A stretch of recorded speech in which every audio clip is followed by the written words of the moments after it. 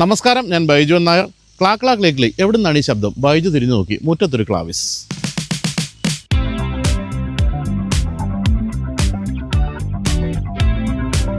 Kia ക്ലാവിസിൻ്റെ test ഡ്രൈവിലേക്ക് എല്ലാവർക്കും സ്വാഗതം.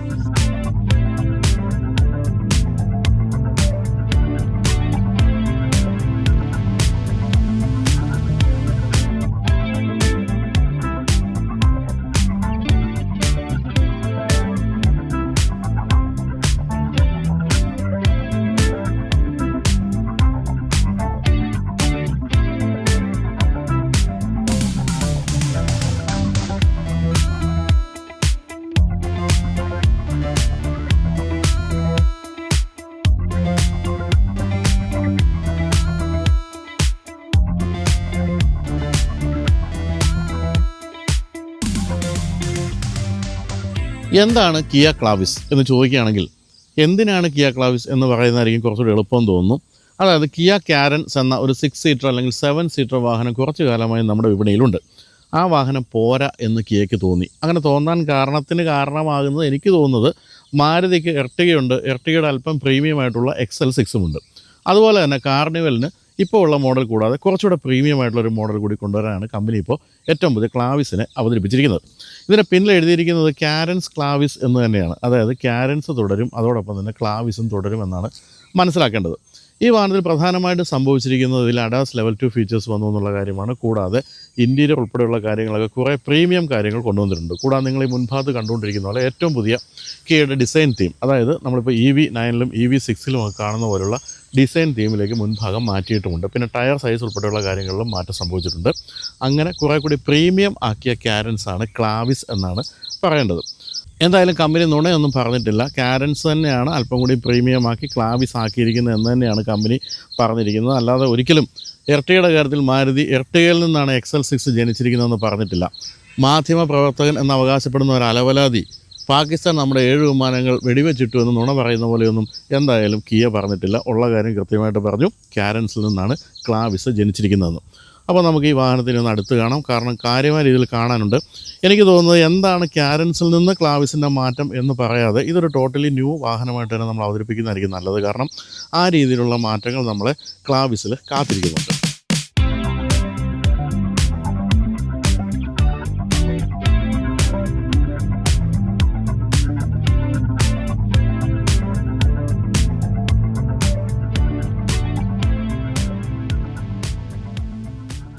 അപ്പോൾ കിയ ക്ലാവിസിൻ്റെ എക്സ്റ്റീരിയർ പൂർണ്ണമായും പരിചയപ്പെടുന്നതിന് മുമ്പ് ഞാനൊരു നിക്ഷേപ സമ്പാദ്യ മാർഗ്ഗം പരിചയപ്പെടുത്താം. നമ്മളിപ്പോൾ എല്ലാവരും പണം സൂക്ഷിച്ച് വെച്ച് കാറ്, ബൈക്ക് അങ്ങനെ പല കാര്യങ്ങളും വാങ്ങിക്കുന്നവരായിരിക്കും. ചിലർക്ക് പക്ഷേ ഗാഡ്ജറ്റ്സിനോടായിരിക്കും പ്രിയം, ഫോണുകളും മറ്റുമായിരിക്കും വാങ്ങിക്കുന്നത്. പക്ഷേ ഇങ്ങനെയുള്ള ഏത് തരത്തിലുള്ള കാര്യങ്ങൾ വാങ്ങിച്ചാലും ഇതിൻ്റെ എല്ലാം ഒരു വാല്യൂ കുറഞ്ഞുകൊണ്ടിരിക്കും. ഓരോ വർഷവും അല്ലെങ്കിൽ ഓരോ മാസവും തന്നെ വാല്യൂ കുറഞ്ഞുകൊണ്ടിരിക്കും.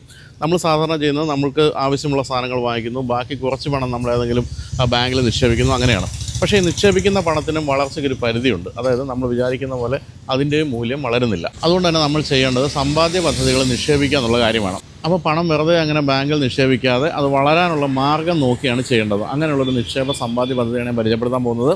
നിങ്ങൾക്ക് എല്ലാവർക്കും അറിയാവുന്ന ഇന്ത്യയിലെ ഏറ്റവും വലിയ ഇൻഷുറൻസ് കമ്പനികളിലൊന്നാണ് ICICI പ്രൊഡൻഷ്യൽ ലൈഫ് ഇൻഷുറൻസ്. അവരുടെ NFO ആയ ഇന്ത്യ കൺസംഷൻ ഫണ്ട് ഇപ്പോൾ ലോഞ്ച് ചെയ്തിട്ടുണ്ട്. 10 രൂപയാണ് അതിൻ്റെ NAV വാല്യൂ. മെയ് 19 വരെയാണ് നിങ്ങൾക്ക് അതിൽ നിക്ഷേപിക്കാനുള്ള അവസരമുള്ളത്. അതായത് ഇനി വെറും 3 ദിവസം മാത്രമേ ബാക്കിയുള്ളൂ. ഞാൻ അതിൻ്റെ ലിങ്ക് കമൻറ്റ് ബോക്സിലും ഡിസ്ക്രിപ്ഷനിലും കൊടുക്കുന്നുണ്ട്. അതിൽ ക്ലിക്ക് ചെയ്താൽ നിങ്ങൾക്ക് ഈ ഒരു നിക്ഷേപ പദ്ധതിയുടെ പൂർണ്ണ വിവരങ്ങൾ കിട്ടുന്നതായിരിക്കും. ഈ NFOയിൽ മാസം 2500 രൂപ മുതൽ നിങ്ങൾക്ക് ഇൻവെസ്റ്റ് ചെയ്ത് തുടങ്ങാം. ഇവരുടെ പ്രീവിയസ് ഫണ്ടായ ഇന്ത്യ ഗ്രോത്ത് ഫണ്ടിൻ്റെ കഴിഞ്ഞ 5 വർഷത്തെ വാർഷിക ശരാശരി റിട്ടേൺസ് നോക്കുകയാണെങ്കിൽ അത് 23.3%. ICICI പ്രൊഡൻഷ്യൽ ലൈഫിൻ്റെ തന്നെ കഴിഞ്ഞ കാലങ്ങളിൽ പുറത്തിറക്കിയ 4ഓളം ഫണ്ടുകൾ 5 വർഷത്തിനുള്ളിൽ 20%-ലും മുകളിലായിട്ട് വാർഷിക ശരാശരി റിട്ടേൺ നൽകിയിട്ടുണ്ട്. നമ്മുടെ ഈ പുതിയ NFOയും ഇതിന് സമാനമായിട്ടുള്ള റിട്ടേൺസ് ജനറേറ്റ് ചെയ്യുമെന്നാണ് പൊതുവെ പ്രതീക്ഷിക്കപ്പെടുന്നത്. NRI ആയിട്ടുള്ള ആളുകളൊക്കെ മാസം ഒരു 18,000 രൂപ വെച്ച് ഇൻവെസ്റ്റ് ചെയ്യുകയാണെങ്കിൽ 2 കോടി രൂപ വരെ റിട്ടേൺ സാധ്യത ഇവിടെ പറയുന്നുണ്ട്. വർഷത്തിൽ 2.5 ലക്ഷം രൂപ വരെ നിക്ഷേപിച്ചാലും ലഭിക്കുന്ന ലാഭത്തിന് നികുതി ഉണ്ടാവില്ല എന്നുള്ളതാണ് മറ്റൊരു പോസിറ്റീവായിട്ടുള്ള കാര്യം. ഇതുകൂടാതെ നിങ്ങൾ മാസം അടയ്ക്കുന്ന പ്രീമിയത്തിൻ്റെ 120 മടങ്ങ് ലൈഫ് കവറും ഇതിനോടൊപ്പം ഉണ്ടായിരിക്കുന്നതാണ്. അപ്പോൾ ഈ NFOയിൽ ഇൻവെസ്റ്റ് ചെയ്യാൻ താല്പര്യമുള്ളവർ നമ്മുടെ കമൻറ്റ് ബോക്സിലേക്കോ അല്ലെങ്കിൽ ഡിസ്ക്രിപ്ഷനിലേക്ക് പോകുക. അവിടെ ലിങ്ക് കൊടുത്തിട്ടുണ്ട്. ക്ലിക്ക് ചെയ്താൽ വിശദമായ വിവരങ്ങൾ അറിയാൻ സാധിക്കും. അതുമല്ലെങ്കിൽ സ്ക്രീനിൽ കാണുന്ന QR കോഡ് സ്കാൻ ചെയ്താലും വിശദ വിവരങ്ങൾ നിങ്ങൾക്ക് അറിയാൻ സാധിക്കും. അപ്പോൾ നമുക്കിനി വീണ്ടും കിയ ക്ലാവിസിൻ്റെ എക്സ്റ്റീരിയർ വിശേഷങ്ങളിലേക്ക് കടക്കാം. അപ്പോൾ എന്തായാലും ഇത് ഷൂട്ട് ചെയ്തുകൊണ്ടിരിക്കുമ്പോൾ നിങ്ങൾക്ക് പരിചിതമല്ലാത്ത ഒരു സ്ഥലം കണ്ടപ്പോൾ നിങ്ങൾ ആലോചിച്ച് കാണും, ഇത് കളമശ്ശേരിയിലെ സ്ഥിരം സ്ഥലമല്ലല്ലോ. നല്ല ഇതിപ്പോൾ നമ്മൾ ബാംഗ്ലൂരാണ്. ബാംഗ്ലൂർ നന്ദി ഹിൽസിലേക്ക് പോകുന്ന നമ്മുടെ ഒരു സ്ഥിരം സ്ഥലമുണ്ട്. ഇവിടെ സ്ഥിരമായിട്ട് ധാരാളം വാഹനങ്ങൾ നമ്മൾ ഷൂട്ട് ചെയ്യുന്നതാണ്. എനിക്ക് തോന്നുന്നു ഏറ്റവും അവസാനം ചെയ്തത് കിയയുടെ തന്നെ കാർണിവൽ, പുതിയ കാർണിവൽ വന്നപ്പോഴാണെന്നാണ്. ഇന്നിപ്പോൾ നമ്മൾ നല്ലൊരു ഗംഭീരമായ മരമൊക്കെ കണ്ടുപിടിച്ച് അതിൻ്റെ മുന്നിൽ നിൽക്കുകയാണ്. വെയിൽ കത്തി കയറിക്കൊണ്ടിരിക്കുന്നുണ്ട്. ഇവിടെ ഇപ്പോൾ എല്ലാ ദിവസവും ഉച്ച കഴിഞ്ഞ് മഴയും രാവിലെ വെയിലും, അതാണ് നമ്മൾ കണ്ടുകൊണ്ടിരിക്കുന്നത്. അപ്പോൾ നമുക്ക് കിയ ക്ലാവിസ്, കാരൻസ് ക്ലാവിസിലേക്ക് വരികയാണെങ്കിൽ മുൻഭാഗത്ത് ഞാൻ പറഞ്ഞ പോലെ EV9 മുൻഭാഗം പോലെയാണ് ഇപ്പോൾ മാറ്റിയിരിക്കുന്നത്. അവർ പറയുന്നത് ഡിജിറ്റൽ ടൈഗർ ഫേസ് എന്നാണ് ഇതിന്. ഏതാണ്ട് ടൈഗറൊക്കെ എവിടെയാണെന്ന് അറിഞ്ഞുകൂടാ, എന്തായാലും അതാണ് കമ്പനി പറയുന്ന ഒരു സംഭവം. ഇതിൽ പ്രധാനമായിട്ടും വന്നിരിക്കുന്ന മുൻഭാഗം അടച്ചു കെട്ടി എന്നുള്ള കാര്യമാണ്. നമ്മൾ EVകളിലൊക്കെ കാണുന്ന പോലെ മുൻഭാഗം അടച്ചു കെട്ടിയിരിക്കുന്നു. പക്ഷേ ഇവിടെ മനോഹരമായ ഒരു LED ലൈറ്റ് സ്ട്രിപ്പ് അങ്ങനെ നീളുന്നുണ്ട്. കൂടാതെ ഇവിടെ കിയയുടെ തനത് രീതിയിലുള്ള ഒരു DRL, ഒരു LED DRL അങ്ങനെ താന്ന് നിൽക്കുന്നുണ്ട്. നല്ല ഭംഗിയായിട്ടുണ്ട്. അതിഗംഭീരമായ ഹെഡ്ലൈറ്റിൻ്റെ എലമെൻസ് ഒക്കെയാണ് നമ്മളിവിടെ കാണുന്നത്. നല്ല ഗംഭീരമായ ഓട്ടോമാറ്റിക് ഹെഡ്ലാമ്പാണ്, LED ഹെഡ്ലാമ്പാണ് ഇവിടെ കൊടുത്തിരിക്കുന്നത്. അതൊക്കെ നല്ല ഭംഗിയായിട്ട് അങ്ങനെ ഇഴുകി ചേർന്ന് നിൽക്കുന്നു ആ രൂപവുമായിട്ടെന്നുള്ളതാണ് ഏറ്റവും രസകരമായ ഒരു സംഭവം എന്ന് പറയാവുന്നത്. അതുപോലെ ഇവിടെ ഞാൻ ഈ പറഞ്ഞ പോലെ അടച്ചു വെച്ചിരിക്കുന്നു. പക്ഷേ ഈ ഭാഗത്ത് ചെറിയ ഒരു ഓപ്പണിംഗ് കൊടുത്തിട്ടുണ്ട്, എയർ ഡാം പോലൊരു ഭാഗം. ഇവിടെ അഡാസിൻ്റെ ലെവൽ 2 ഫീച്ചേഴ്സൊക്കെ ഉള്ളതുകൊണ്ട് അത്തരത്തിലുള്ള സെൻസേഴ്സും ക്യാമറകളും ഒക്കെ നമുക്ക് ധാരാളം കാണാം. പുതുതായിട്ട് വന്നിരിക്കുന്ന മറ്റൊരു കാര്യമാണ് താഴെ കാണുന്ന ഈ ഒരു അലൂമിനിയം സ്കിഡ് പ്ലേറ്റ് പോലൊരു ഭാഗവും ആ ഒരു ലോവർ പാർട്ടും അത് നല്ല ഭംഗിയായിട്ടുണ്ട്. പ്രത്യേകിച്ച് ഈ വാഹനം ബ്ലാക്ക് ആയതുകൊണ്ട് ആ ഒരു ഭാഗം നന്നായിട്ട് എടുത്ത് നിൽക്കുന്നുമുണ്ട്. അങ്ങനെ മുൻഭാഗത്ത് അങ്ങനെ ഒഴുകി ഇറങ്ങുന്ന രീതിയിലുള്ള ബോണറ്റ് ലൈനുമൊക്കെ കൊടുത്ത് നല്ല ഭംഗിയാക്കിയിട്ടുണ്ട്. മുൻഭാഗം നമുക്ക് ഓർമ്മ വരിക ഞാൻ ഈ പറഞ്ഞ പോലെ EV9 തന്നെ ആയിരിക്കും. അതിൻ്റെ ഒരു കുട്ടി രൂപമായിട്ടാണ് ഇപ്പോൾ മാറ്റിയിരിക്കുന്നത്. അപ്പോൾ ഇത്രയൊക്കെയാണ് നമുക്ക് മുൻഭാഗത്ത് പറയാനുള്ളത്. ഇനി നമ്മൾ വശക്കാഴ്ചയിലേക്ക് കിടക്കുകയാണെങ്കിൽ പ്രധാനമായിട്ട് സംഭവിച്ചിരിക്കുന്ന ടയർ സൈസിൽ വന്നിരിക്കുന്ന മാറ്റവും അലോയ് വീലിൻ്റെ ഡിസൈൻ വ്യത്യാസവുമാണ്. ഇതിപ്പോൾ 17 ഇഞ്ചിൻ്റെയാണ് നമ്മളിപ്പോൾ ഈ കണ്ടുകൊണ്ടിരിക്കുന്നത്. പക്ഷേ 15, 16, 17 3 അതായത് വേരിയൻസ് അനുസരിച്ച് ടയർ സൈസിൽ മാറ്റം വരുന്നുണ്ട്. ഇപ്പോൾ 17 ഇഞ്ചാണ് കൊടുത്തിരിക്കുന്നത്. അതിൽ മനോഹരമായ ഡ്യുവൽ ടോണുള്ള അലോയ് വീലാണ് കാണുന്നത്. മേൽഭാഗത്ത് വലിയൊരു കനത്ത ക്ലാഡിങ് പിന്നിലേക്ക് നീളുന്നുണ്ട്. അതൊഴിച്ച് നിർത്തിയാൽ വശക്കാഴ്ചയിൽ നമ്മൾ കാരൻസുമായിട്ട് യാതൊരു വ്യത്യാസവും കാണുന്നില്ല. അതുപോലെ തന്നെയാണ് മൊത്തത്തിലുള്ള ഡിസൈൻ രീതികളെല്ലാം തന്നെ. ഇവിടെയായിട്ട് ഒരു അലൂമിനിയം സ്ട്രിപ്പ് പോലൊരു ഭാഗം നീളുന്നുണ്ട്. ഇവിടെയും കൊടുത്തിട്ടുണ്ട് ഒരു ക്ലാഡിങ്. മേൽഭാഗത്ത് അലൂമിനിയം ഫിനിഷുള്ള റൂഫറിൽ അതിൽ ബ്ലാക്ക് ഫിനിഷും കൊടുത്തിട്ടുണ്ട്. ഇവിടെയെല്ലാം ബ്ലാക്ക് ഫിനിഷ് തന്നെയാണ്. ABC പില്ലറെല്ലാം കൊടുത്തിരിക്കുന്നത്. അതുപോലെ തന്നെ ഡോർ ഹാൻഡിലിനും ബ്ലാക്ക് ഫിനിഷ് ബോഡി കളർഡായിട്ട് തന്നെ കൊടുത്തിരിക്കുന്നു. ടേൺ ഇൻഡിക്കേറ്റേഴ്സ് സൈഡ് വ്യൂ മിറേഴ്സിലുണ്ട്. അതുപോലെ തന്നെ ക്യാമറയും മറ്റും അഡാസ് ഫീച്ചേഴ്സിൻ്റെ ഭാഗമായിട്ട് അവിടെയും നമുക്ക് കാണാം.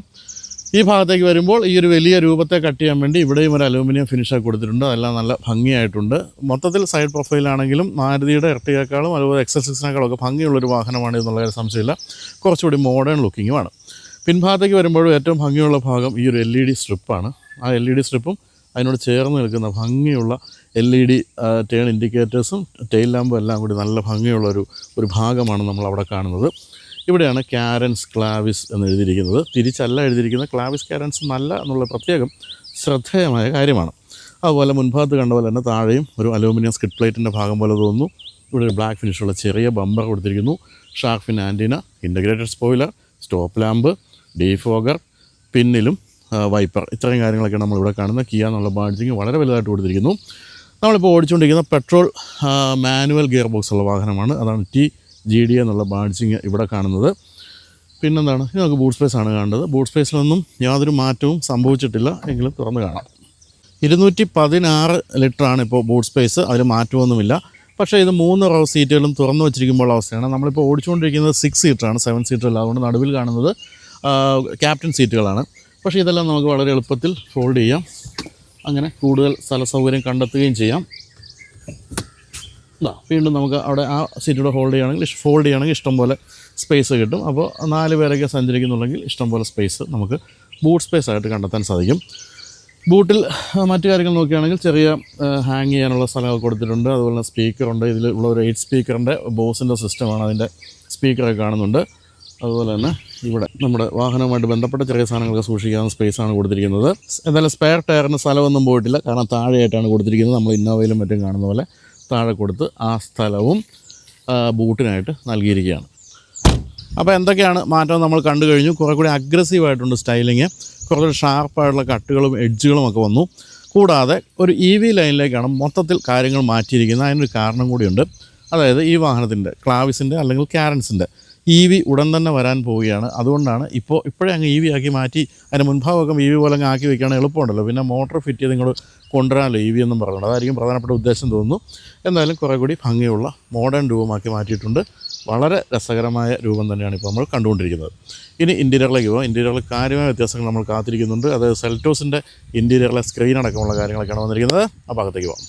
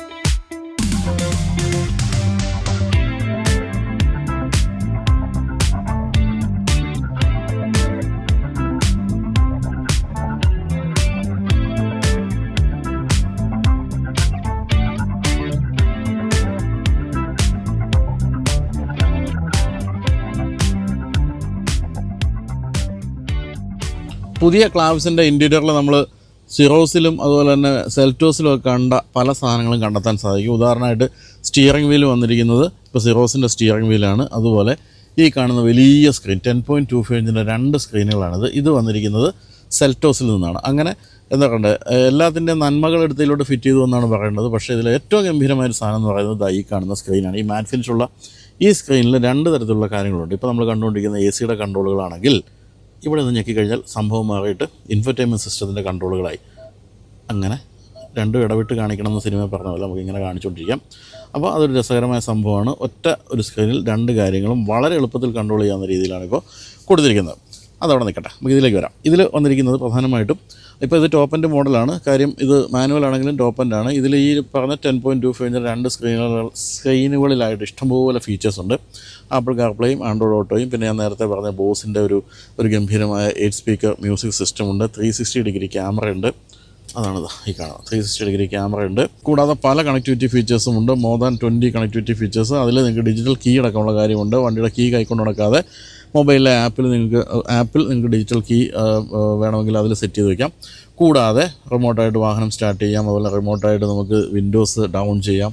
അതുപോലെ തന്നെ സൺറൂഫ് ഓപ്പൺ ചെയ്യാം. കൂടാതെ വോയിസ് കമാൻഡ് ഉണ്ട്. വോയിസ് കമാൻഡ് ഇത്രയും കാലം ഇംഗ്ലീഷിലായിരുന്നെങ്കിൽ ഇപ്പോൾ ഹിന്ദിയിലും വോയിസ് കമാൻഡ് നമുക്ക് വേണമെങ്കിൽ അങ്ങനെ നമുക്ക് കാര്യങ്ങൾ ചെയ്യിപ്പിച്ചെടുക്കുക. ഇതിൻ്റെ അകത്ത് ചെയ്യിച്ചേക്കൊണ്ട് അത്തരം കാര്യങ്ങളെല്ലാം തന്നെ കൊടുത്തിട്ടുണ്ട്. അപ്പം കീയുടെ കാര്യത്തിൽ നമുക്കറിയാവുന്ന പോലെ യാതൊരു തരത്തിലുള്ള ക്ഷാമവും ഉണ്ടാകില്ല ഈ കണക്ടിവിറ്റി ഫീച്ചേഴ്സിന്. അതെല്ലാം തന്നെ ഈ ഒരു വാഹനത്തിൽ കൊടുത്തിട്ടുണ്ട്. ഇപ്പോൾ തന്നെ ഇതിൽ തന്നെ ഏതൊക്കെ തരത്തിലാണെന്ന് നോക്കുക. ഉണ്ടോ, പലതരത്തിലുള്ള ഉണ്ടോ, 360 ക്യാമറയുടെ എല്ലാ തരത്തിലുള്ള സംഭവങ്ങളും കൊടുത്തിട്ടുണ്ട്. അതെല്ലാം തന്നെ വന്നിട്ടുണ്ട്. കൂടാതെ ഇവിടെ നിങ്ങൾ നോക്കുകയാണെങ്കിൽ map, navigation, phone projection, voice memo, climate, valet mode, quiet mode, radio, media, Kia connect, അങ്ങനെയുള്ള എല്ലാ കാര്യങ്ങളും നമ്മൾ വാഹനത്തിൻ്റെ സർവീസ് ഉൾപ്പെടെയുള്ള കാര്യങ്ങളെല്ലാം അലേർട്ട് നമുക്ക് ഈ ആപ്പിൽ വരുന്നതായിരിക്കും. അപ്പോൾ ആപ്പ് വിശദമായിട്ട് ഉപയോഗിച്ച് നോക്കാൻ വേണ്ടി നമുക്കൊരു സുന തന്നിട്ടുണ്ട്. ഈ സുനയിലെല്ലാം എഴുതിയിട്ടുണ്ട്. ഇതാ കിയ കണക്റ്റ്, ഇതിൽ features, VR commands, remote control, navigation, safety and security എല്ലാം തന്നെയുണ്ട്. ഇപ്പോൾ റിമോട്ട് കൺട്രോൾ, റിമോട്ട് ലൈറ്റായിട്ട് നമുക്ക്, അതായത് പാർക്ക് ലൈറ്റ് മാത്രമായിട്ട് ഓൺ ചെയ്യാം. Remote window control, destination search, അതായത് നമ്മുടെ ഹൗസ് എന്ന് പറഞ്ഞാൽ വീട്ടിലേക്ക് കൊണ്ടുപോകുന്ന പോലുള്ള സെർച്ച്. അതുപോലെ send destination route to the car, അതായത് മറ്റൊരു കാറിലേക്ക് നമ്മുടെ ഡെസ്റ്റിനേഷൻ അയക്കണമെങ്കിൽ അങ്ങനെ അയക്കാം. Live traffic information, FM radio turn on പോലുള്ള കാര്യങ്ങളെല്ലാം ഹിന്ദിയിൽ ഇപ്പോൾ പറയാവുന്ന സംഭവം വന്നിട്ടുണ്ട്. അതിൻ്റെ ഹിന്ദി ഞാൻ വായിക്കാവേ. എയർ കണ്ടീഷനിങ് ചാലു കരൂ എന്ന് പറഞ്ഞാൽ മതി. ഇല്ല കേട്ടോ, ഞാനൊന്നും പറഞ്ഞില്ല, അല്ലെങ്കിൽ ഇപ്പോൾ അതെല്ലാം ചാലുവാക്കും. അത്തരം കാര്യങ്ങളെല്ലാം നമുക്കിപ്പോൾ ഹിന്ദിയിൽ പറയാൻ സാധിക്കും. അതൊക്കെയാണ് ഇതിൻ്റെ മെയിൻ ഫീച്ചേഴ്സ് ആയിട്ടുള്ളത് കൊടുത്തിരിക്കുന്ന കാര്യങ്ങൾ. ഇനി താഴേക്ക് വരികയാണെങ്കിൽ അപ്പോൾ കളേഴ്സിൻ്റെ കാര്യം പറഞ്ഞല്ലോ. കളേഴ്സിൽ കുറച്ച് മാറ്റങ്ങളൊക്കെ സംഭവിച്ചിട്ടുണ്ട്. നമ്മൾ ഇത്രയും കാലം കണ്ട കാരൻസിൻ്റെ കളേഴ്സിൽ നിന്നും വ്യത്യസ്തമായ കളേഴ്സൊക്കെ ഇതിൽ വന്നിട്ടുണ്ട്. നല്ല രസകരമായ ഇൻറ്റീരിയറാണ് കേട്ടോ. ഇവിടെ ഫുൾ ബ്ലാക്ക് ഫിനിഷ് കൊടുത്തിരിക്കുന്നു. ഒരു അല്പം ടെക്സ്റ്റേർഡായിട്ട് ഇവിടെ മറ്റൊരു ബ്ലാക്ക് ഫിനിഷ്, അതിനൊരു ഫാബ്രിക് ലൈനിങ് പോലത്തെ സംഭവമാണ് കൊടുത്തിരിക്കുന്നത്. ഇവിടെ ഒരു അലൂമിനിയം ഫിനിഷ് കൊടുത്തിരിക്കുന്നു. ഇവിടെ ബ്ലാക്ക് ഫിനിഷ്, ഇവിടെ വീണ്ടും ഒരു എന്താ പറയുക ഡാർക്ക് ആയിട്ടുള്ള അലൂമിനിയം ഫിനിഷ്. ഇവിടെ ആംബിയൻ ലൈറ്റിങ് പല കളേഴ്സ് നമുക്ക് ഓപ്റ്റ് ചെയ്യാം. അതിൽ അവിടെ കൊടുത്തിട്ടുണ്ട്. കൺസീൽഡ് ആയതുപോലെയാണ് നമ്മുടെ AC വെൻറ്റുകൾ. അത്തരം കാര്യങ്ങളെല്ലാം ഇപ്പോൾ പുതിയ ക്ലാവിസിൽ മാറ്റം വന്നിട്ടുണ്ട്. അതിൻ്റെ കൺട്രോളുകളും വളരെ എളുപ്പവും വളരെ ഈസി ആയിട്ട് ചെയ്യാവുന്ന രീതിയിലാണ്. ഇവിടെ വളരെ വിശാലമായ ഗ്ലോ ബോക്സാണ് കൊടുത്തിരിക്കുന്നത്. അതിൻ്റെ അടയ്ക്കുകയും തുറക്കുകയും ചെയ്യുമ്പോൾ നിലവാരത്തിൽ നിന്ന് നമുക്ക് വാഹനത്തിൻ്റെ നിർമ്മാണ നിലവാരവും മനസ്സിലാക്കാൻ സാധിക്കും. മുൻഭാഗത്ത് ഈ 2 സീറ്റുകളും വെൻറ്റിലേറ്റഡ് സീറ്റുകളാണ്. അതിൻ്റെ സ്വിച്ചുകളാണ് ഇവിടെ കൊടുത്തിരിക്കുന്നത്. പിന്നെ ക്യാമറയുടെ സ്വിച്ച് നമ്മൾ അവിടെ കണ്ടു. ഇവിടെ വയർലെസ് ചാർജിങ്ങിൻ്റെ സ്വിച്ചാണ് പാഡാണ് അവിടെ കൊടുത്തിരിക്കുന്നത്. ഇത് നമുക്കിപ്പോൾ ഈ വാഹനത്തിൻ്റെ ഈ കീ ഉപയോഗിച്ച് നമുക്ക് ഇതിൽ ഹോൾഡ് ചെയ്ത് പിടിക്കുകയാണെങ്കിൽ വിൻഡോകൾ അപ്പും ഡൗണും ഒക്കെ ചെയ്യാൻ സാധിക്കുന്ന ഓപ്ഷനുണ്ട്. അത് നമുക്ക് വെളിയിൽ നിന്ന് വേണമെങ്കിൽ നല്ല ചൂടത്തൊക്കെ വാഹനത്തിലേക്ക് കയറുമ്പോൾ അത് ഇത് തന്നെ കീയിൽ തന്നെ നമുക്കത് ഓപ്പറേറ്റ് ചെയ്തിട്ട് കയറാൻ സാധിക്കും. പിന്നെ ഇവിടേക്ക് വരുമ്പോൾ ഇത് മാനുവൽ ഗിയർ ബോക്സ് ആണ് ഞാൻ പറഞ്ഞല്ലോ. അതിന് ഗിയർ ലിവറിന് ഇങ്ങനെ ലെതർ റാപ്പിംഗ് കൊടുത്തിട്ടുണ്ട്. ഇത് ഇന്ത്യക്കാർക്ക് തീരെ ആവശ്യമില്ലാത്ത കാര്യമാണ്. അതായത് ഇത് വേസ്റ്റ് ഡിസ്പോസലിൻ്റെ ഒരു ചെറിയ പെട്ടിയാണ്. ഈ പെട്ടി എന്ന് പറയുന്നത് ഇന്ത്യക്കാർ ഉപയോഗിക്കാത്തതിൻ്റെ കാരണം ഇന്ത്യ മൊത്തത്തിൽ ഒരു കുപ്പത്തൊട്ടിയായിട്ടാണ് നമ്മൾ കാണുന്നത്. മക്കളെ ഐസ്ക്രീം കഴിച്ചു കഴിഞ്ഞെങ്കിൽ അതിൻ്റെ കവർ കളയൂ എന്ന് അച്ഛൻ പറയുന്നു, അല്ലെങ്കിൽ മകൻ ഇത് താഴ്ത്തി ഇങ്ങനെ കളയുന്നു. അതാണല്ലോ നമ്മൾ പഠിപ്പിച്ച് വെച്ചിരിക്കുന്ന മക്കളെ. അതുകൊണ്ട് തന്നെ ഈ സാധനം ഇന്ത്യക്കാർ യൂസ് ചെയ്യാനുള്ള സാധ്യത വളരെ കുറവാണ്. അല്ലെങ്കിൽ വിദേശ രാജ്യത്തൊക്കെ പോയിട്ടുള്ളവർ ഉപയോഗിച്ചേക്കാം. എന്തുകൊണ്ടാണ് നമ്മൾ ഇന്ത്യ ഒരു കുപ്പത്തൊട്ടിയായിട്ട് കാണുന്നത് ചോദിച്ചാൽ നമ്മളെ പഠിപ്പിച്ച് ഇന്ത്യൻ റെയിൽവേ ആണെന്നുള്ള കാര്യം മനസ്സിലാക്കണം.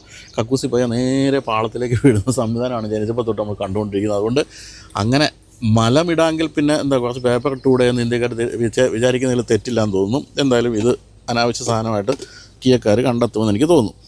അതുപോലെ ഇവിടെ ചെറുതായിട്ട് നമുക്കിതൊന്ന് ചില്ല് ചെയ്യാം. അതിൻ്റെ എയർ ഫ്ലോ നമുക്കിവിടെ അഡ്ജസ്റ്റ് ചെയ്യുകയും ചെയ്യാം. അങ്ങനെ ചെറുതായിട്ടൊക്കെ സാധനങ്ങളൊക്കെ തണുപ്പിച്ച് അവിടെ സൂക്ഷിക്കാൻ സാധിക്കും. ഇവിടെ വീണ്ടും ഒരു നല്ല ഡീപ്പായിട്ടുള്ളൊരു പോക്കറ്റ് കൊടുത്തിരിക്കുന്നു. അതുപോലെ ഇവിടെ ഇങ്ങനെ വേണമെങ്കിൽ ഒരു സാധനമൊക്കെ ചെറിയ സാധനങ്ങൾ സൂക്ഷിക്കാം. പൈസയും മറ്റും സൂക്ഷിക്കുന്ന സ്ഥലം ഇവിടെയുണ്ട്. നല്ലൊരു ആംബ്രസ്റ്റ് ഇവിടെ കൊടുത്തിട്ടുണ്ട്. സീറ്റിൻ്റെ ഗംഭീരമായ കുഷനിങ്ങാണ്. അതായത് നല്ല തൈ സപ്പോർട്ടാണ്. ഇവിടത്തേക്ക് ഉയർന്നു വരുന്ന കാണുന്നതൊക്കെ മനസ്സിലാകുന്നുണ്ടാകും. അതുപോലെ ഡ്രൈവർ സീറ്റിന് ഇലക്ട്രിക്കൽ അഡ്ജസ്റ്റ്മെൻറ്റുകളെല്ലാം കൊടുത്തിട്ടുണ്ട്.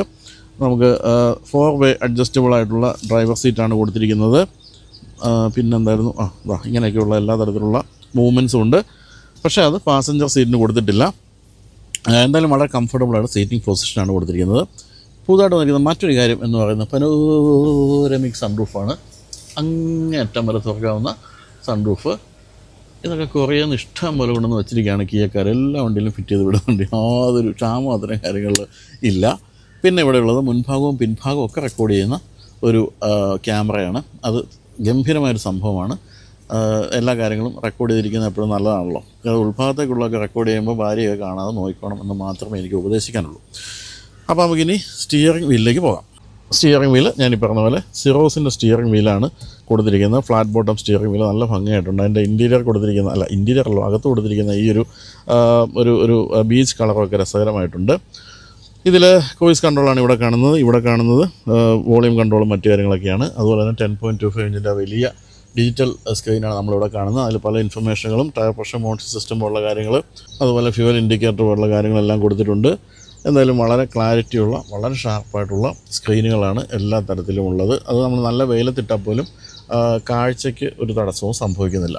ഈ ഭാഗത്തേക്ക് വരുമ്പോൾ ഇവിടെയാണ് സ്റ്റാർട്ട് സ്റ്റോപ്പ് സ്വിച്ച് കൊടുത്തിരിക്കുന്നത്.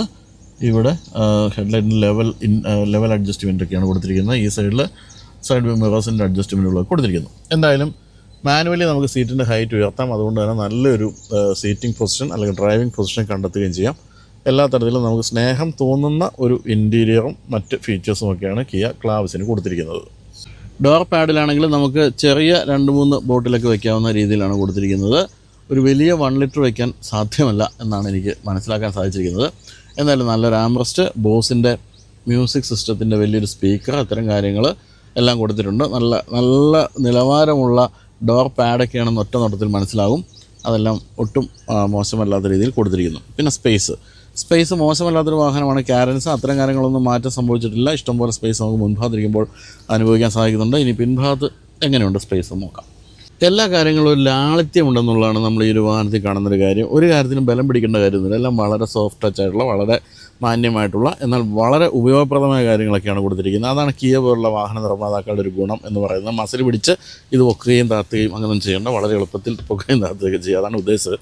എന്തായാലും പിൻഭാഗത്തിരിക്കുമ്പോൾ ഒരു വലിയ പ്രശ്നമുണ്ട് ഇന്ത്യക്കാരെ സംബന്ധിച്ച്. ഇന്ത്യക്കാരെ ഈ സെക്കൻഡ് റോ സീറ്റിൻ്റെ കംഫർട്ട് എന്ന് പറയുന്നത് ഇന്നോവ വെച്ചാണ് അളക്കുക. ഏത് വാഹനത്തിൻ്റെ പിൻഭാഗത്തിരുന്നാലും ഞാനായാലും മറ്റാരായാലും പറയുന്നത് ഇന്നോവയിലിരിക്കുന്ന സുഖമില്ല, അല്ലെങ്കിൽ ഇന്നോവയേക്കാളും സുഖമുണ്ട് എന്നൊക്കെയാണ് നമ്മൾ കമ്പയർ ചെയ്തത്.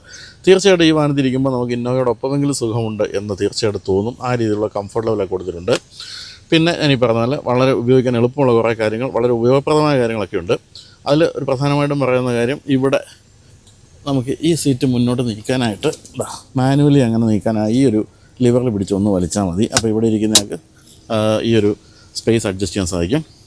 ഇവിടെ ചെറിയ സാധനങ്ങൾ, ഉഴുന്നുവട, ചായ തുടങ്ങിയ ചെറിയ സാധനങ്ങളൊക്കെ വെച്ച് കഴിക്കാൻ സാധിക്കും. ചെറിയൊരു ലാപ്ടോപ്പൊക്കെ വെച്ച് വേണമെങ്കിൽ വർക്ക് ചെയ്യാനും സാധിക്കും. ഇവിടെ എ സിയുടെ കൺട്രോളുകൾ പിൻഭാഗത്തിരിക്കുന്നവർക്ക് അഡ്ജസ്റ്റ് ചെയ്യാവുന്ന കാര്യങ്ങളൊക്കെയാണ് ഈ കാണുന്നത്. അതൊക്കെ വളരെ നിലവാരമുള്ള രീതിയിലാണ് ആ സ്വിച്ച് കൊടുത്തിരിക്കുന്നത്. ഇവിടെ 2 സി ടൈപ്പ് ചാർജർ, ഇവിടെ ചെറിയ ഒരു ഫോണൊക്കെ വയ്ക്കാനുള്ള സ്ഥലമുണ്ട്. ഈ ഭാഗത്ത് എയർ പ്യൂരിഫയറിൻ്റെ, സ്മാർട്ട് എയർ പ്യൂരിഫയറിൻ്റെ സ്ക്രീനാണ് കാണുന്നത്. ഇതിൽ നമുക്ക് അത്തരത്തിലുള്ള കാര്യങ്ങൾ അഡ്ജസ്റ്റ് ചെയ്യാം. അതായത് ഉള്ളിലെ വായുവിൻ്റെ പരിശുദ്ധി നിലനിർത്താവുന്ന കാര്യങ്ങളൊക്കെയാണ്. വേണമെങ്കിൽ അത് ഓഫ് ചെയ്ത് ഇങ്ങനെ വെക്കുകയും ചെയ്യാം. അപ്പോൾ കുളുകുളുകുളും ശബ്ദവും കേൾക്കും. അപ്പോൾ ഇപ്പോൾ ഇത് 17, 18 എന്നൊക്കെ കാണുന്നത്. എനിക്കതിനെപ്പറ്റി കൃത്യമായ സാങ്കേതികമായി അറിഞ്ഞുകൂടാത്തതുകൊണ്ട് എന്തായാലും ഇതിൻ്റെ അകത്ത് എയർ പ്യൂർ ആയിക്കൊണ്ടിരിക്കുകയാണെന്നാണ് ഞാൻ കരുതുന്നത്. പിൻഭാഗത്തെ സീറ്റിൽ വെൻറ്റിലേറ്റർ ഒന്നുമല്ല, കുത്തുകുത്ത് കാണുമ്പോൾ വെൻറ്റിലേറ്റർ ആണെന്ന് തോന്നിയേക്കാം. അത് വെറും തോന്നൽ മാത്രമാകുന്നു. പിന്നെ നല്ല തൈ സപ്പോർട്ടുണ്ട്, സുഖമായിട്ടിരിക്കാം. അതുപോലെ ഈ ആംറസ്റ്റും സുഖമായിട്ടിരിക്കാവുന്നതാണ്. ഈ ആംറസ്റ്റും അതോടൊപ്പം തന്നെ ഇവിടെയും മനോഹരമായ ഒരു ആംറസ്റ്റ് ഈ ഡോർ പാഡിലും ഉള്ളതുകൊണ്ട് അങ്ങനെ ഇരിക്കാം. ഇവിടെ മാനുവലി ഉയർത്തി വയ്ക്കാവുന്ന സൺബ്ലൈൻഡ് ഉള്ളതുകൊണ്ട് അതിൻ്റെ ഒരു ഗുണം തീർച്ചയായിട്ടും ഉണ്ടാകും. പിന്നെ എ സി വെൻറ്റുകൾ മേൽഭാഗത്ത് 2 സ്ഥലത്തും എ സി വെൻറ്റ് കൊടുത്തിട്ടുണ്ടെന്ന് മാത്രമല്ല, പിൻഭാഗത്തിരിക്കുന്നവർക്ക്, ഏറ്റവും പിന്നിരിക്കുന്നവർക്കും മേൽഭാഗത്ത് എ സി വെൻറ്റ് കൊടുത്തിട്ടുണ്ട്. അപ്പോൾ അത്തരം എല്ലാം വളരെ ആർക്കും ഒരു ബുദ്ധിമുട്ടുണ്ടാകാത്ത രീതിയിൽ കാര്യങ്ങളെല്ലാം, ഒരു ബുദ്ധിമുട്ടുണ്ടാകാൻ പാടില്ല വാങ്ങിക്കുന്നവർക്ക് എന്നാണ് കിയയുടെ ചെയർമാൻ നമ്പൂരി പറഞ്ഞിരിക്കുന്നതെന്നാണ് ഞാൻ അറിഞ്ഞത്. ആ രീതിയിലുള്ള എല്ലാ കാര്യങ്ങളും കൊടുത്തിട്ടുണ്ട്. ഇവിടെ അയ്യോ അത് പൊങ്ങുന്നില്ലല്ലേ, ഓക്കെ, ഈ കാര്യത്തിൽ ഇത്തിരി ബുദ്ധിമുട്ട് വന്നു കേട്ടോ. അത് എൻ്റെ ആരോഗ്യത്തിൻ്റെ പ്രശ്നമായിരിക്കും. എന്തായാലും നല്ല ഒരു ഹെഡ് റെസ്റ്റും കൊടുത്തിട്ടുണ്ട്.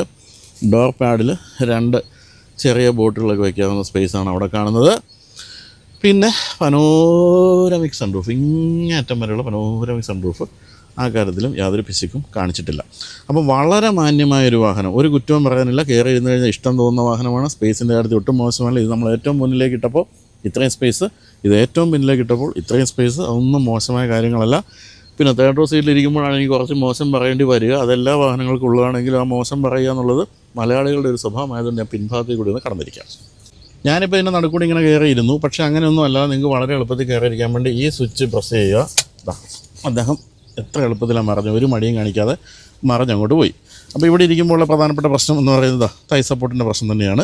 എന്തുകൊണ്ടാണ് തേർഡ് റോ സീറ്റിൽ കുറച്ചുകൂടി തൈ സപ്പോർട്ട് വയ്ക്കാത്തതിന് എപ്പോഴും ആലോചിക്കാറുണ്ട്. തീർച്ചയായിട്ടും പിൻഭാഗത്തേക്ക് പ്ലാറ്റ്ഫോം ഉയർന്നു വരുന്നുണ്ട്. പക്ഷേ അതനുസരിച്ച് ഇവിടെ ഇത്തിരി കുഷനിങ് കൂട്ടിയാൽ പോരെ എന്നാണ് എൻ്റെ ചെറിയ ബുദ്ധി തോന്നിയൊരു സംശയം. എന്താണെന്ന് എനിക്ക് അറിഞ്ഞുകൂടാ അത് സംഭവിക്കാത്തത്. എന്നാലും 2 പേർക്ക് അത്യാവശ്യം കുഴപ്പമില്ലാത്ത രീതിയിലിരിക്കാം. പക്ഷേ ലെഗ് സ്പേസ് വളരെ കുറവായിരിക്കും. കൊച്ചു കുട്ടികൾക്ക് വേണം 3 പേർക്കും ഇരിക്കാം. ഇവിടെ ഇരിക്കുന്നവർക്കായിട്ട് 2 സി ടൈപ്പ് ചാർജേഴ്സ് കൊടുത്തിട്ടുണ്ട്. അതുപോലെ കപ്പ് ഹോൾഡേഴ്സ് കൊടുത്തിട്ടുണ്ട്. പിന്നെന്തായിരുന്നു, എ സി വെൻറ്റുകൾ ഞാൻ പറഞ്ഞല്ലോ. വളരെ കുഞ്ഞ് 2 വിൻഡോയും കൊടുത്തിട്ടുണ്ട്. ക്രാംഡ് ആയിട്ടുള്ള ഫീലൊന്നുമില്ല, കാരണം ഇവിടം വരെ ഈ ഒരു സൺറൂഫ് വരുന്നുമുണ്ട്. അപ്പോൾ ഒരു 4 സീറ്റ് മുതിർന്നവർക്കും പിന്നിൽ 2-3 കുട്ടികൾക്കും ഇരിക്കാവുന്ന സീറ്റ്, അല്ലെങ്കിൽ അഡ്ജസ്റ്റ് ചെയ്ത് 6 മുതിർന്നവർക്ക് ഇരിക്കാവുന്ന വാഹനം. അതാണ് നമുക്ക് ക്ലാവ്സിനെ പറ്റി പറയാവുന്നത്. എന്തായാലും ഇവിടെ നോക്കുമ്പോൾ നമുക്ക് മനസ്സിലായി എത്രത്തോളം നിലവാരമുള്ളൊരു വാഹനം, എത്രത്തോളം ഭംഗിയുള്ളൊരു വാഹനം, എത്ര എലഗൻസ് ആണ് അതിൻ്റെ ഒരു ഇൻറ്റീരിയറിനെ നോക്കുക. അത്രയും മനോഹരമായിട്ട് കിയ കാര്യങ്ങളൊക്കെ ചെയ്തു വെച്ചിട്ടുണ്ട്.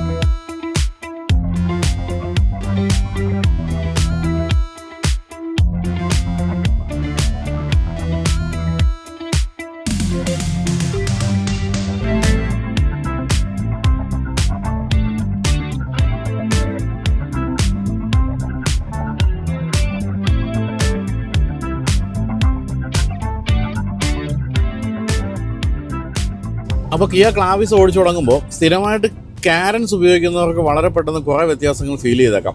ഇപ്പോൾ ഞാൻ സ്ഥിരമായിട്ട് കാരൻസ് ഓടിക്കുന്നയാളല്ലാത്തത് കൊണ്ടും കാരൻസ് ഞാനിപ്പോൾ ഓടിച്ചിട്ട് കുറച്ച് കാലം ആയതുകൊണ്ടും എനിക്ക് പെട്ടെന്ന് ആ ഒരു മാറ്റം ഫീൽ ആകുന്നില്ലായിരിക്കുമെന്ന് എനിക്ക് തോന്നുന്നു.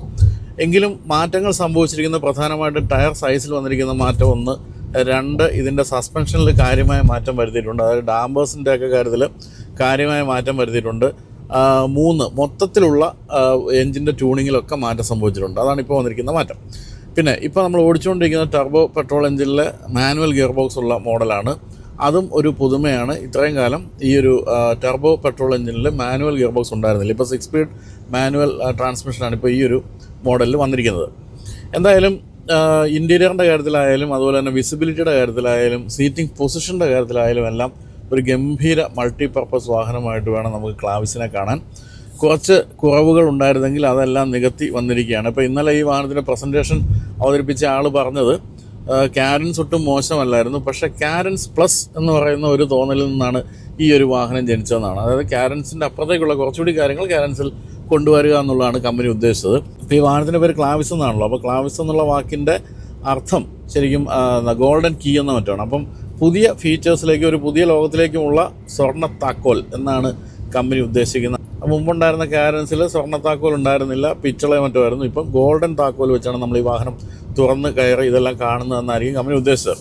എന്തായാലും നമ്മളിപ്പോൾ കണ്ട് മടുത്തിരിക്കുന്ന അല്ലെങ്കിൽ കുറേ കാലമായി കണ്ടുവന്നിരിക്കുന്ന മാരുതിയുടെ വാഹനങ്ങൾ, അതാണ് പ്രധാനമായിട്ടും നമുക്ക് ഈ ഒരു സെഗ്മെൻറ്റിലെ ഒരു പ്രധാന എതിരാളിയായിട്ട് പറയാവുന്ന എർട്ടിഗ ആയാലും XL6 ആയാലും കുറച്ചൊന്ന് ഔട്ട്ഡേറ്റഡ് ആയി തുടങ്ങിയ സമയത്താണ് ഇപ്പോൾ ഇത്രയധികം ഫീച്ചേഴ്സോടുകൂടി ഈ വാഹനം വന്നിരിക്കുന്നത്. അപ്പോൾ അതുതന്നെയാണ് ഒരു പ്രത്യേകതയായിട്ട് പറയുന്നത്. വളരെ മോഡേൺ ആയിട്ടുള്ള ഒരു 6 സീറ്റർ അല്ലെങ്കിൽ 7 സീറ്റർ വാഹനമായിട്ടാണ് നമ്മൾ ഈ ഒരു വാഹനത്തെ കാണേണ്ടത്.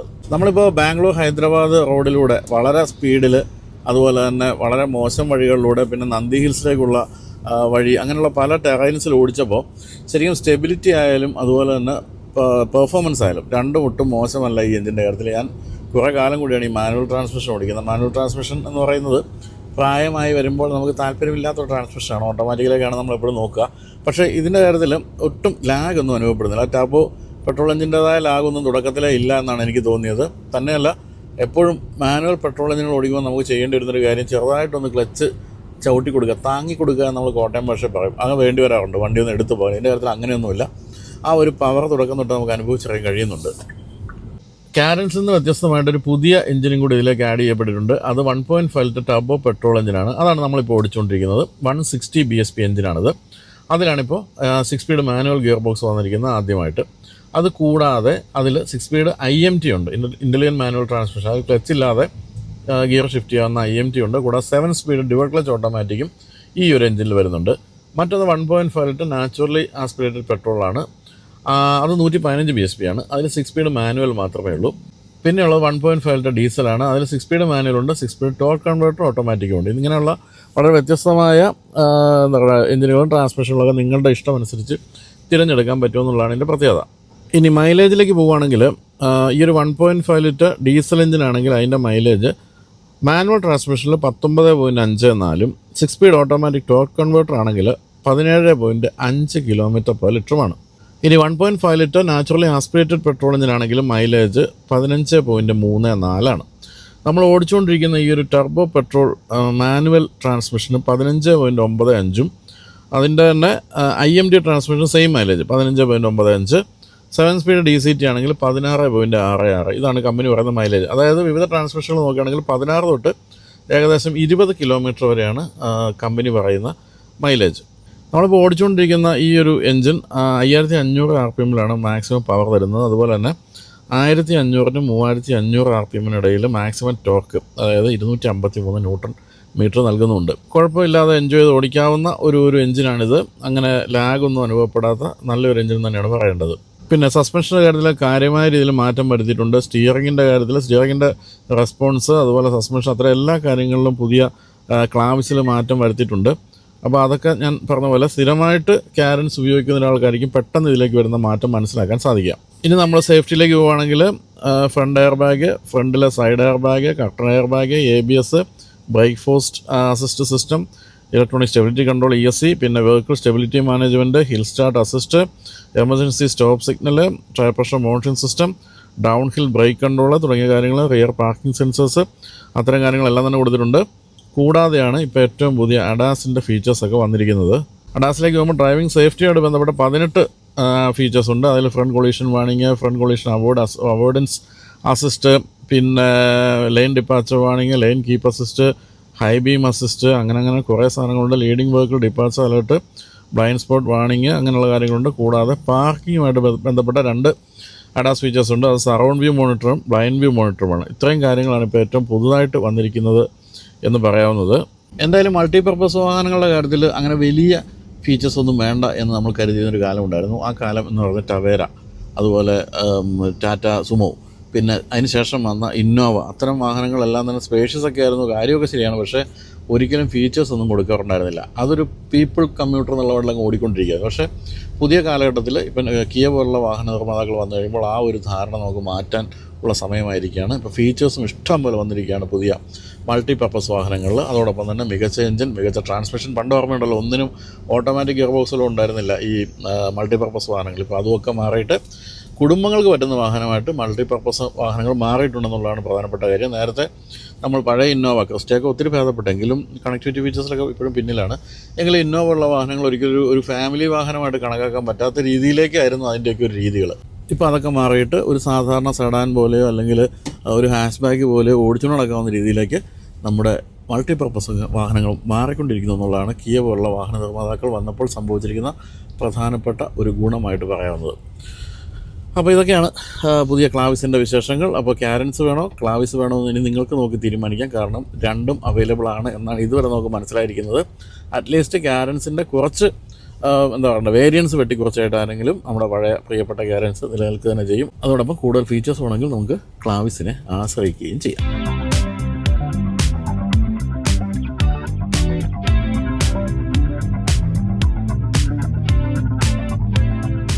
അപ്പോൾ കിയ കാരൻസ് ക്ലാവിസിൻ്റെ ടെസ്റ്റ് ഡ്രൈവ് അവസാനിക്കുകയാണ്. അപ്പോൾ ഇനി എന്താണ് വിലയെല്ലാം അറിയാനുള്ളത്, പക്ഷേ അത് പ്രഖ്യാപിച്ചിട്ടില്ല. ഈ മാസം അവസാനമായിരിക്കും വില പ്രഖ്യാപിക്കുന്നതെന്നാണ് കേൾക്കുന്നത്. ഇപ്പോഴത്തെ എക്സിസ്റ്റിംഗ് കാരൻസിൻ്റെ വില എന്ന് പറഞ്ഞാൽ 10,60,000 രൂപ തുടങ്ങി 19,70,000 രൂപയിലാണ് അവസാനിക്കുന്നത്. അപ്പോൾ ഇതിൻ്റെ കാര്യത്തിൽ തീർച്ചയായിട്ടും ഒരു പ്രീമിയം ഉണ്ടാകും. കാരണം അഡാസ് ഫീച്ചേഴ്സും അതുപോലുള്ള കുറേ മാറ്റങ്ങളുള്ളതുകൊണ്ട് തന്നെ എനിക്ക് തോന്നുന്നു എന്തായാലും ഒരു 1.5 ലക്ഷം രൂപ വരെയൊക്കെ വില കൂടാനുള്ള സാധ്യതയുണ്ട്. അങ്ങനെ നോക്കിയാലും മോശമൊന്നുമില്ല. കാരണം ഇത്രയധികം ഗംഭീരമായ എഞ്ചിനുകളും ട്രാൻസ്മിഷനുകളും അതുപോലെ അഡാസ് ഫീച്ചേഴ്സും ഇൻറ്റീരിയറിൻ്റെ കാര്യത്തിലാണെങ്കിൽ ഇല്ലാത്ത ഫീച്ചേഴ്സ് ഇല്ല എന്നാണ് പറയുന്നത്. കണക്ടിവിറ്റി ഫീച്ചേഴ്സ് ഉൾപ്പെടെയുള്ള കീയുടെ സ്ഥിരം സംഭവങ്ങളെല്ലാം തന്നെ കൂത്തി നിറച്ച് തന്നിരിക്കുകയാണ് ഇപ്പോൾ ഏറ്റവും പുതിയ ക്ലാവിസിൽ. അപ്പോൾ ഒരു പ്രീമിയം 7 സീറ്റർ അല്ലെങ്കിൽ 6 സീറ്ററാണ് നിങ്ങൾ വാങ്ങിക്കാൻ ആഗ്രഹിക്കുന്നതെങ്കിൽ, XL6 പോലുള്ള വാഹനത്തിലൊരു മാറ്റമാണ് ആഗ്രഹിക്കുന്നതെങ്കിൽ തീർച്ചയായിട്ടും ക്ലാവിസിലേക്ക് എത്താം. അതിനുള്ള എല്ലാ കാര്യങ്ങളും ഒരുക്കി വെച്ചിട്ടുണ്ട് കിയ ക്ലാവിസിൽ. അപ്പോൾ ക്ലാവിസിനോട് വിട പറയുന്നതിന് മുമ്പ് ഞാൻ ആദ്യം പറഞ്ഞ കാര്യം ഒന്നുകൂടെ ഓർപ്പിക്കുന്നു. ICICI പ്രൊഡൻഷ്യൽ ലൈഫ് ഇൻഷുറൻസിൻ്റെ ഇന്ത്യ കൺസംഷൻ ഫണ്ട് എന്ന NFO മെയ് 19 അവസാനിക്കുകയാണ്. അതായത് 3 ദിവസത്തിനുള്ള അവസാനിക്കുകയാണ്. നിങ്ങൾക്കപ്പോൾ ആ ഒരു നിക്ഷേപ പദ്ധതിയിൽ ചേരണമെങ്കിൽ ഇനി അധികം ദിവസങ്ങളില്ല, ആകെ 2-3 ദിവസമേ ഉള്ളൂ. അപ്പോൾ ഈ NFOയെ പറ്റി കൂടുതൽ അറിയാനും മറ്റുമുള്ള ലിങ്ക് ഞാൻ ഡിസ്ക്രിപ്ഷനിലും കമൻറ്റ് ബോക്സിലും കൊടുക്കുന്നുണ്ട്. അപ്പോൾ അതിൽ ക്ലിക്ക് ചെയ്താൽ നിങ്ങൾക്ക് വിശദവിവരങ്ങൾ അറിയാൻ സാധിക്കും. കൂടാതെ സ്ക്രീനിൽ കൊടുത്തിരിക്കുന്ന QR കോഡ് സ്കാൻ ചെയ്താൽ നിങ്ങൾക്ക് വിശദവിവരങ്ങൾ അറിയാൻ സാധിക്കും. അപ്പോൾ 3 ദിവസത്തിനുള്ളിൽ അവസാനിക്കുന്ന NFOയിൽ നിങ്ങൾക്ക് ജോയിൻ ചെയ്യാൻ പറ്റുന്ന അവസരം ഇപ്പോഴാണുള്ളത്. അപ്പോൾ എന്തായാലും നമുക്ക് ബാംഗ്ലൂരിൽ നിന്നുള്ള ടെസ്റ്റ് ഡ്രൈവ് അവസാനിപ്പിക്കാം. തീർച്ചയായിട്ടും അടുത്തൊരു വാഹനം ഇവിടെ തന്നെ വരും. കാരണം എപ്പോഴും ഏറ്റവും കൂടുതൽ ആളുകൾ ടെസ്റ്റ് ഡ്രൈവിനാണ് നമ്മൾ വിളിക്കുന്നൊരു സ്ഥലം എന്ന് പറയുന്നത് ബാംഗ്ലൂർ നന്ദി ഹിൽസിലേക്കുള്ള വഴിയാണ്. അത്രയും മനോഹരമായൊരു വഴിയാണ്. കേരളത്തിലാണല്ലോ നമുക്കൊരു വാഹനം ടെസ്റ്റ് ഡ്രൈവ് ചെയ്യാനോ അല്ലെങ്കിൽ ഷൂട്ട് ചെയ്യാനോ ഒന്നും സ്ഥലമില്ലാത്തത്. ഇവിടെ അങ്ങനെയല്ല. വിശാലമായ പറമ്പും വിശാലമായ റോഡുകളുമുണ്ട്. നമ്മുടെ നാട്ടിലെ ഏത് പറമ്പിൽ ചെന്നാലും ചോദിക്കും പെർമിഷൻ ഉണ്ടോ എന്ന്. വെറുതെ ആണെങ്കിലും പല്ല് തേച്ചുകൊണ്ട് നിൽക്കുന്നതിന് വന്ന് ചോദിക്കും. അതാണ് നമ്മുടെ നാട്ടിലെ അവസ്ഥ. ഇവിടെ അങ്ങനെയൊന്നും ആരും ചോദിക്കുന്നില്ല. അപ്പോൾ വീഡിയോ ഉണ്ട്. എല്ലാവർക്കും നന്ദി. ബൈ.